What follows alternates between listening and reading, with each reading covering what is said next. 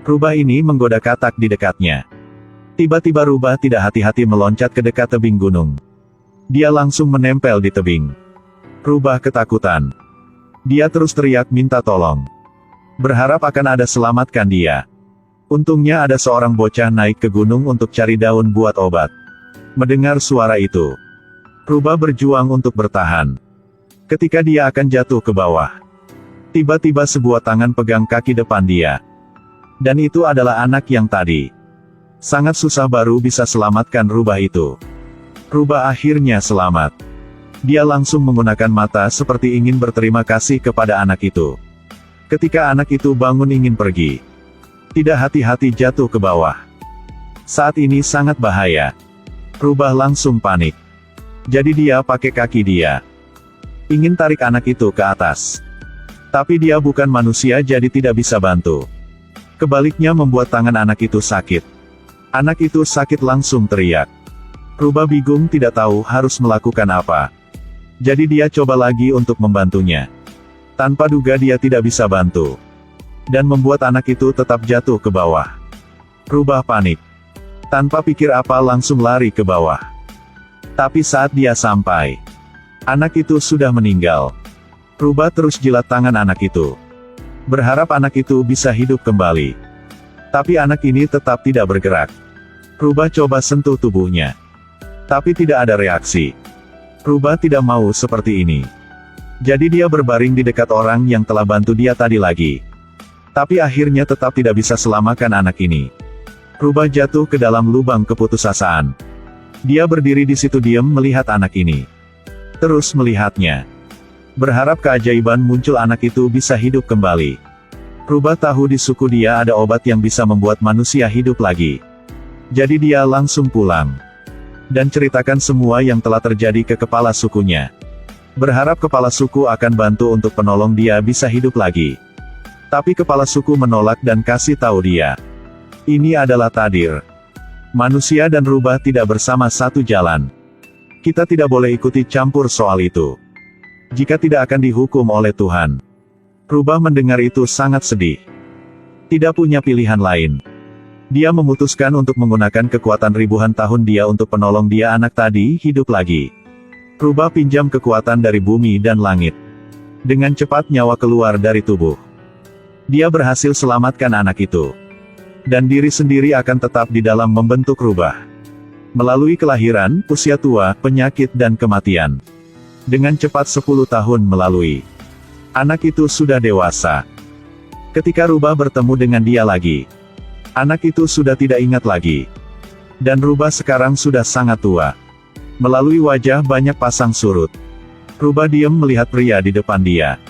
Dan muka seperti ingin nangis. Seperti dia ingin cerita pada anak itu masa lalu. Tapi pria ini sudah tidak mengingatkan apapun. Hanya merasa rubah tua ini sangat aneh. Cerita mulai dari suku rubah itu. Memulai dan meningkatkan budidaya rubah. Dengan mengumpulkan jejak putih di bawah dunia manusia. Sebelum keluar rubah harus pilih teman. Yang di sisan dapat adalah sepasang kuping. Sebelum keluar dan mulai jalan. Kepala suku saring pengalaman dia bagaimana bisa menemukan barang itu sama di sisan. Kebetulan kasih di sisan harta karun. Kalau bawa yang ini keluar pasti akan dapat banyak manfaat. Kita tahu rubah sangat suka makan ayam. Di sisan yang suka makan baru tuan dari gunung. Melihat ayam langsung lupa hal lain. Ketika Bai Zongren di samping juga tidak tahu. Yang itu langsung mengingatkan di sisan. Bai Zongren sudah muncul. Di sisan karena ingin dekati sama Chong Tian. Tapi dia kalah dari kelompok keledai. Chong Tian adalah orang yang suka belajar. Tidak tahu tentang soal iblis di dunia ini. Di sisan dengan guru ingin tipu orang ini. Membuatnya mengorbankan dirinya sendiri. Malam itu, sebuah kodok hijau tiba-tiba muncul. Dia datang untuk cari masalah dengan Chong Tian. Chong Tian belum pernah bertemu dengan yang makhluk seperti ini. Sudah jelek dan sangat bau. Ketika kodok itu ingin menelan Chong Tian. Di sisan muncul tepat waktu. Dia langsung menolongnya. Di sisan pegang lidah yang panjang punya kodok dan ikat. Kodok raksasa ini ingin makan manusia. Air ludah terus netes keluar. Tapi lidah dia sudah diikat. Kali ini dia sangat tegang. Berdua ingin melarikan diri. Kodok menggunakan kekuatan. Lidah dia menjadi panjang puluhan meter. Langsung menelan di Sisan ke perut. Chong Tian panik langsung lari. Menunggu Chong Tian sudah lari. Kodok itu langsung melepaskan di Sisan. Ternyata ini adalah cara punya di Sisan. Mereka berpikir Chong Tian akan menolong di Sisan. Kalau sudah mati bisa ambil yang itu. Tidak menyangka Chong Tian lari dengan sangat cepat. Mereka sudah gagal. Tiba-tiba Chong Tian kembali. Di Sisan langsung masuk ke perut kodok itu lagi. Ternyata Chong Tian pergi untuk ambil api. Kali ini kodok itu mendapatkan tragedi. Lidah yang panjang langsung dibakar. Membuat kodok teriak. Jelas tidak bisa lanjutin lagi. Kasihan kodok raksasa yang jelek ini. Dia punya banyak anak kodok kecil. Setelah gagal, mereka mendiskusikan rencana selanjutnya. Di Sisan kasih tahu Chong Tian identitas aslinya.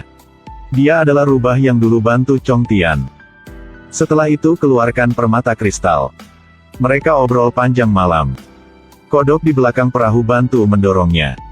Sampai ibu kota, Hei Hu menyamar menjadi pemilik tempat nginapan ini. Dia minta bantu sama iblis pohon Lian Xianseng, ingin ambil kekuatan Yihir dari Chong Tian. Walaupun Chong Tian jatuh cinta pada iblis ini. Tapi dia tidak terlalu buta karena kecantikan di depannya. Dan di pinggang dia ada jimat. Lian Xianseng jatuh ke dalam tragedi lagi. Bahkan jatuh cinta pada pria di depannya Chong Tian. Misi dia gagal. Dia disiksa oleh Hei Hu. Berapa hari kemudian adalah waktu ujian di ibu kota. Hei Hu dan rubah kecil bersiap untuk bunuh Chong Tian. Tapi di Sisan muncul untuk hentikan. Karena bagaimanapun dia adalah orang yang selamatkan dia. Setelah selesai ujian Chong Tian memutuskan untuk mengusulkan. Dia merasa disentuh oleh Chong Tian. Karena ingin melindungi Chong Tian. Dia mengkhianati perintah pembunuhan. Mempertaruhkan nyawanya untuk mengeluarkannya dari kota. Akhirnya Lian Xianseng meninggu mengabu. Kepala suku rubah kasih tahu di Sisan. Pada waktu itu, tetes air mata punya dia adalah obat. Orang mengubur pasir dalam botol giok untuk mendapatkan mutiara. Rubah menangis karena orang akan mendapatkan obat. Setelah Lian Xianseng meninggal, Chong Tian juga tidak ingin hidup lagi. Dia ingin kasih kekuatan ke Di Sisan menjadi dewa. Tapi Hei Hu yang jahat sudah lama ingin ambil kekuatan punya Di Sisan. Dia berubah menjadi rubah 4 ekor ingin bunuh orang ambil kekuatannya. Di Sisan saat ini bukan lawan. Setelah Chong Tian mati, kekuatan itu adalah warna hitam. Hei Hu buang permata itu ke tanah dan pergi. Permata itu di tangan Di Sisan langsung berubah dari warna hitam menjadi putih. Permata putih baru muncul. Tiba-tiba, keajaiban muncul di langit. Di Sisan dapat kekuatan baru. Berhasil menjadi rubah 9 ekor. Sangat keren. Dibanding dengan Hei Hu 4 ekor jelas Hei Hu akan kalah. Kekuatan Hei Hu tidak sekuat Di Sisan. Setelah dipotong ekornya, hanya bisa kabur dengan cepat. Ketika menjadi dewa, Di Sisan membuat bersumpah. Jika bisa membantu Chong Tian hidup kembali. Sukarelawan disambar oleh petir. Dan buang semua kekuatannya. Untuk balas kebaikan Chong Tian pada tahun itu. Tidak lama kemudian ketika Chong Tian di gunung bertemu dengan Di Sisan sekali lagi. Dia sudah menjadi rubah yang tidak punya kekuatan lagi. Tapi dia menjadi peliharaan punya Chong Tian. Dan seperti itu endingnya film ini.